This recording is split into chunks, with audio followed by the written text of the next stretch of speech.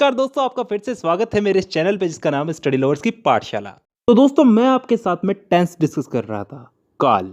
मैं आपको बता दूं, ये टेंस की सीरीज का तीसरा पार्ट है। इससे पहले मैं 2 पार्ट्स अपलोड कर चुका हूं। अगर आपने नहीं देखे हैं और आप देखना चाहते हैं तो डिस्क्रिप्शन में आपको लिंक मिल जाएगी। मेरे हिसाब से आपको वो पहले देख लेनी चाहिए, उसके बाद ये तीसरा पार्ट देखिएगा। तो आज की वीडियो में हम लोग समझेंगे कंटिन्यूअस टेंस। कंप्लीट समझा दूंगा, एक भी चीज बाकी नहीं रहेगी, लेकिन इसके बाद आपको प्रैक्टिस की जरूरत पड़ेगी। तो ठीक है, शुरू करते हैं। सबसे पहले तो कंटिन्यूअस शब्द का मतलब समझो। काम चल रहा है, कोई भी काम चल रहा है। जैसे मैं खा रहा हूं, पी रहा हूं, नाच रहा हूं। ये सारे काम किस में हो रहे हैं? प्रेजेंट में, आज में। तो इसे किस में गिना जाएगा? प्रेजेंट कंटिन्यूअस में। ठीक है, ये हो गया एक भाग। अब इसी चीज को हम कल पे अप्लाई करते हैं, आने वाले कल पे। अगर हम आने वाले कल में इसी चीज को बोलें तो कैसे बोलेंगे कि कल मैं नाच रहा था, कल मैं खा रहा था, कल मैं पढ़ रहा था, वगैरह वगैरह। मतलब जो ये चीजें थी सारी, ये कल हो रही थी। कल ये चीजें कंटिन्यू थी और इसे मैं आज बता रहा हूं। तो इसे किस में गिना जाएगा? पास्ट कंटिन्यूअस में। अब यार, 2 टेंसेज में हो चुकी है, प्रेजेंट और पास्ट में, तो फ्यूचर में भी हो सकती है। कल मैं खा रहा होऊंगा, कल मैं नाच रहा होऊंगा। तो मतलब कोई भी काम कल कंटिन्यू रहेगा, तो इसे कहेंगे हम फ्यूचर कंटिन्यूअस। तो कहने का मतलब है कि तीनों कालों में काम चल रहा है, प्रेजेंट कंटिन्यूअस, पास्ट कंटिन्यूअस और फ्यूचर कंटिन्यूअस। और अगर इन तीनों को हम अपने चार्ट के हिसाब से देखें तो यही तीनों आज हमें पढ़ने हैं। तो मैं सबसे पहले प्रेजेंट कंटिन्यूअस वाले वाक्यों को लेता हूं। अगर मैं आपको इसमें कुछ इंग्लिश में सेंटेंस बनाने के लिए दूं, कुछ जैसे मान लो मैं फुटबॉल खेल रहा हूं, इसी का एक नेगेटिव दूं कि मैं फुटबॉल नहीं खेल रहा हूं, और एक प्रश्नवाचक कि क्या मैं फुटबॉल खेल रहा हूं, तो इन तीनों को इंग्लिश में ट्रांसलेट करना कोई बड़ी बात तो नहीं है। लेकिन फिर भी अगर हमें इनके रूल्स पता होंगे, रूल्स मालूम होंगे, तो इन्हें ट्रांसलेट करना इतना आसान हो जाएगा कि हम कैसे भी सेंटेंस को ट्रांसलेट कर सकते हैं। तो मेरे हिसाब से हमको पहले रूल्स समझ लेने चाहिए। बहुत ही सिंपल से रूल्स हैं, आराम से समझ में आ जाएंगे।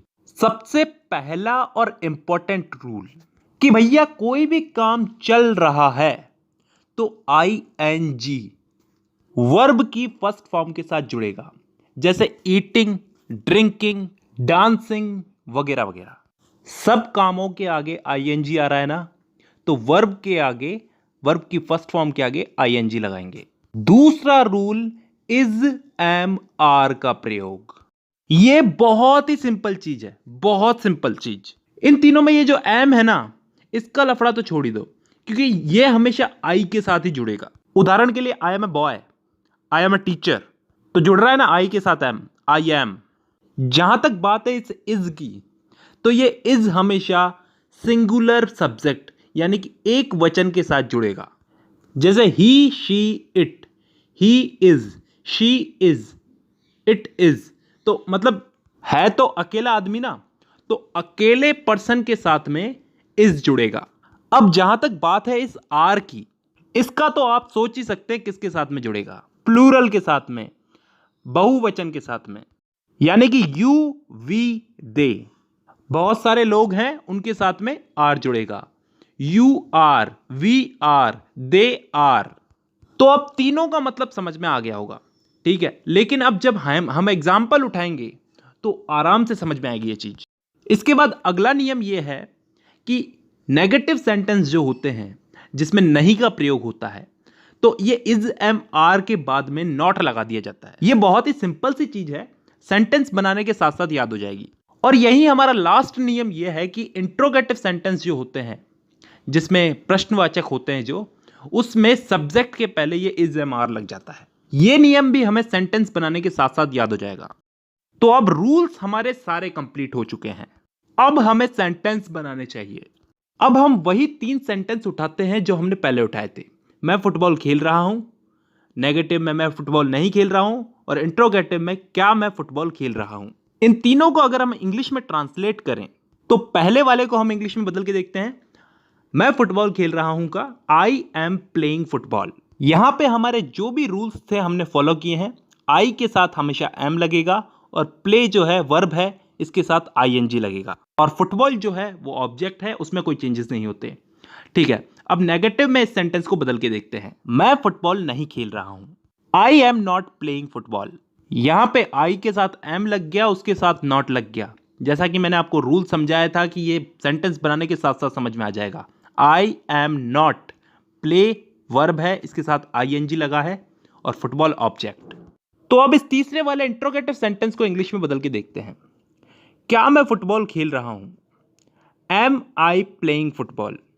यहां पे एम जो है ये सब्जेक्ट के आगे आ गया, ये आई के आगे आ गया और लास्ट में जाकर के क्वेश्चन मार्क लग गया और प्ले जो कि वर्ब है इसके साथ आईएनजी लग गया और इसी के साथ साथ हमारा प्रेजेंट कंटीन्यूअस टेंस खत्म होता है।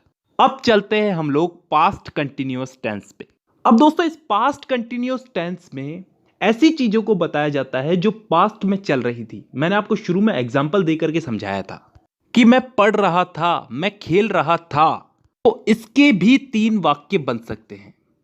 मैं फुटबॉल खेल रहा था, नेगेटिव में मैं फुटबॉल नहीं खेल रहा था और इंट्रोगेटिव में क्या मैं फुटबॉल खेल रहा था। तो इन तीनों को भी इंग्लिश में बदलने के लिए हमें कुछ रूल्स, कुछ इंपॉर्टेंट रूल्स याद रखने पड़ेंगे। तो ठीक है, रूल समझते हैं। रूल नंबर फर्स्ट जो पिछला वाला था कि इसमें वर्ब के आगे, वर्ब की फर्स्ट फॉर्म के आगे आईएनजी लगेगा, जैसे पिछले वाले वाक्यों में लग रहा था डूइंग, ईटिंग, डांसिंग वगैरह वगैरह, तो इसमें भी आईएनजी लगेगा। क्लियर है? ठीक है। Rule number 2 singular subject, he, she, it, I, इन सब के साथ में वाज का प्रयोग होगा। उदाहरण के लिए I was dancing, I was eating, I was drinking. वहीं प्लूरल सब्जेक्ट के साथ में यानी कि यू, वी, दे के साथ में वर का प्रयोग होगा। मतलब प्रेजेंट कंटिन्यूअस में हम लोग इज, एम, आर का प्रयोग कर रहे थे और यहां पे पास्ट कंटिन्यूअस में हम वाज वर का प्रयोग कर रहे हैं। इसके अलावा वही 2 सिंपल से रूल, नेगेटिव सेंटेंस में वाज और वर के बाद नॉट लगेगा और दूसरा रूल ये कि इंट्रोगेटिव सेंटेंस में वाज वर सब्जेक्ट के पहले लगेगा। हम लोगों ने जो हिंदी के सेंटेंस उठाए हैं उनको हम इंग्लिश में ट्रांसलेट करके देख ही लेते हैं, हमको समझ में आ जाएगा। सबसे पहला जो सेंटेंस है मैं फुटबॉल खेल रहा था, तो इसमें मैं जो है वो सिंगुलर है यानी कि एक वचन है, तो नियम के अनुसार इसके साथ में वाज लगेगा। आई वाज, प्ले जो है वर्ब है, इसके साथ में आईएनजी लगेगा, प्लेइंग फुटबॉल, तो is equal to I was playing football. यही अगर नेगेटिव में करके देखें तो मैं फुटबॉल नहीं खेल रहा था, वही नियम के अनुसार वाज के साथ में नॉट लग जाएगा, I was not playing football. बहुत सिंपल है ना? ठीक है, अभी इसको प्रश्नवाचक में बदल के देखते हैं कि क्या मैं फुटबॉल खेल रहा था, वाज आई प्लेइंग फुटबॉल। अब यहां पे वाज पहले क्यों आया? नियम के अनुसार वाज पहले ही आएगा क्वेश्चन मार्क वाले सेंटेंसेस में। तो दोस्तों तीनों सेंटेंसेस को समझने के साथ साथ हमारा पास्ट कंटिन्यूअस टेंस भी कंप्लीट होता है। अब हम लोग चलते हैं लास्ट फ्यूचर कंटिन्यूअस टेंस पे। जैसा कि मैंने वीडियो की शुरुआत में बताया था, इसमें ऐसे सेंटेंसेस आते हैं जो काम फ्यूचर में हो रहा होगा, हम फ्यूचर में वो काम कर रहे होंगे। जैसे मैं खा रहा होऊंगा, मैं खेल रहा होऊंगा, मतलब कोई काम हम फ्यूचर में कर रहे होंगे, कंटिन्यू कर रहे होंगे।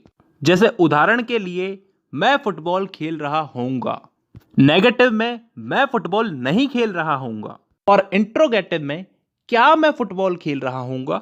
तो इन तीनों को इंग्लिश में बदलने के लिए वही हमारे इंपॉर्टेंट रूल्स याद करते हैं, उसके बाद हम इनको इंग्लिश में बदलेंगे। तो इसके जो रूल्स हैं वो बहुत ही सिंपल है दोस्तों।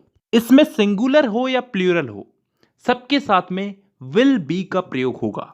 नेगेटिव सेंटेंस में बी के पहले नॉट का प्रयोग होगा, जैसे she will not be going to college. और इंट्रोगेटिव सेंटेंस में विल का प्रयोग जो है वो वाक्य के प्रारंभ में होगा। जब हम इन एग्जाम्पल्स को इंग्लिश में बदलेंगे तो आराम से समझ में आ जाएगा। तो फिर शुरू करते हैं हमारे एग्जाम्पल्स को इंग्लिश में बदलना। मैं फुटबॉल खेल रहा हूंगा, I will be playing football. मैंने कहा था ना इन वाले वाक्यों में विल बी आएगा, तो ये आ गया विल बी। ठीक है, प्ले वर्ब है तो मैंने कहा था आईएनजी लगेगा। कंटिन्यू अगर पास्ट में हो, प्रेजेंट में हो, फ्यूचर में हो, आईएनजी तो लगेगा ही। अगर इसी सेंटेंस को हम अगर नेगेटिव में बदल के देखें, मैं फुटबॉल नहीं खेल रहा हूंगा, तो I will not B playing football. यहां पे ये नॉट जो है ये बी के पहले लगा है। मैंने आपको बताया था रूल्स के अनुसार नेगेटिव सेंटेंस में बी के पहले नॉट लगेगा, तो I will not B playing football. और अगर इसी सेंटेंस को हम लोग इंट्रोगेटिव में बदल के देखें, क्या मैं फुटबॉल खेल रहा हूंगा, will I be playing football. यहां पे विल पहले क्यों आया ये बताने की जरूरत नहीं है, क्योंकि इंट्रोगेटिव में विल पहले आता ही आता है और एंड में जाकर के क्वेश्चन मार्क लगेगा। तो यहां पे हम लोगों ने इन वाक्यों को इंग्लिश में ट्रांसलेट करके फ्यूचर कंटिन्यूअस टेंस भी समझ लिया, और इसी के साथ हमारे चार्ट के हिसाब से हमारा कंटिन्यूअस टेंस भी कंप्लीट हो गया। अगली वीडियो में मैं आपको परफेक्ट टेंस के बारे में कंप्लीट समझाऊंगा, प्रेजेंट परफेक्ट, पास्ट परफेक्ट और फ्यूचर परफेक्ट टेंस। ठीक है, आज की वीडियो में बस इतना ही। अब मुलाकात होगी आपसे अगली वीडियो में, तब तक के लिए धन्यवाद।